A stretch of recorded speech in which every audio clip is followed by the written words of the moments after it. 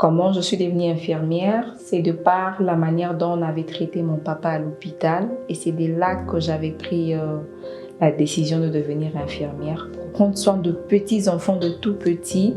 Ce que je me disais, si pour une grande personne, on pouvait le traiter comme ça, qu'en est-il de quelqu'un qui ne pouvait pas parler? Et c'est là que j'ai pris l'initiative de faire une formation, de faire une spécialisation en néonatologie. J'ai eu une bourse d'études pour aller étudier à Kinshasa, à ici Moncole. Et c'est là que j'ai fait les sciences infirmières. Et après, je suis revenue à Goma, c'était en 2016, où j'ai travaillé à Keshero, dans différents services. J'ai fait un jour nouveau. Quand ma petite avait 1 mois, il fallait relever l'infirmière. Elle devrait aller en congé de maternité. Une année après, un jour nouveau m'a rappelé. Et c'est là que je suis là pour l'infirmière scolaire, pour la section secondaire. Assieds-toi, s'il te plaît. Qu'est-ce qui se passe? C'est d'abord un milieu vraiment stratégique. Là, il faut d'abord être non seulement patiente, mais il faut être aussi... donc, tu joues plusieurs casquettes. Tu es grande sœur, tu es mère, tu es infirmière. Tu es tout au même moment et voilà, donc pas du tout facile. Donc là, on accueille non seulement les élèves, mais on accueille aussi le staff, un jour nouveau. Et là, on fait le premier soin. Quand on parle de premier soin, on sous-entend le soin primaire. Donc, genre, tu as un mal de tête, tu as un problème, par exemple, tu as mal au ventre, tu t'es heurté à une pierre, donc des égratignures, on fait le pansement, le petit soin. Et s'il faudra que tu ailles à l'hôpital, on te surveille pendant 30 à 45 minutes. C'est là qu'on saura qu'après les 45 minutes, tu rentres en classe, tu rentres au bureau ou tu rentres, tu vas à l'hôpital pour une meilleure prise en charge. On planifie, oui, la journée, mais ça dépend de ce qu'on trouve comme urgence, ça dépend de ce qu'on trouve comme cas à l'école.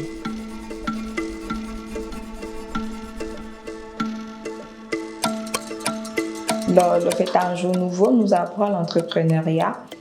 Nous avons une boutique à la maison et là, voilà, donc chacun a ses petits trucs qu'on fait dans la boutique. Personnellement, je fais le beignet, communément en pleine d'Asie chez nous. Quand j'ai 2 heures libres, pour moi, je n'appelle pas heure libre parce que je suis toujours en train de faire un truc. C'est pas le beignet que je fais si ce n'est pas la cuisine. Je m'occupe de ma petite fille, il y a des petits trucs, des petits soins que je dois faire pour elle. Le temps de loisirs, genre le cinéma et tout, pour moi, c'est les samedis, c'est les week-ends. Et à part ça, il y a de sorties aussi en famille, de sorties avec les amis. Pas vraiment souvent, mais 2 fois, ça peut arriver. Et c'est toujours un week-end que je prévois ça, parce que je n'ai pas le temps au courant de la semaine et tout, vu les tâches que j'ai à faire à l'école et dans la famille. Je me suis sentie vraiment chanceuse d'être une femme.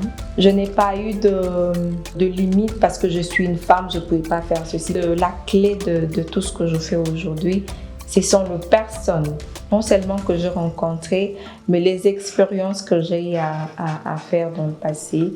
Et voilà, et c'est comme ça que les personnes qui viennent auprès de moi, ce sont des gens en sécurité de par l'expérience d'autres personnes. Si tu es seulement professionnel, en tout cas, les patients auront confiance en toi sans problème et sans hésiter. Mon plus grand rêve, c'est d'abord continuer avec les études, me spécialiser en profondeur dans la néonatologie. Parce que si on peut compter les infirmières néonatologues dans la ville de Goma, on peut compter à bout de doigts. Et après, former les autres infirmières à avoir ces cœurs-là et avoir avec tout ce qui est nécessaire pour prendre soin de ce prématuré. Si ta vision est de devenir infirmière ou médecin, c'est un bon choix. Parce que c'est d'abord un métier qui ne te fait pas voir l'argent en premier, mais le soin, le bien-être du malade en premier.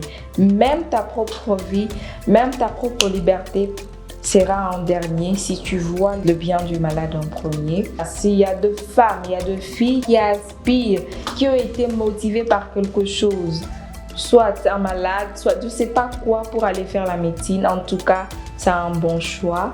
Je décourage ceux-là qui y va par complaisance, qui y va parce que l'autre est allé, qui y va parce qu'on l'a obligé d'y aller. Elles n'arrivent pas en tout cas.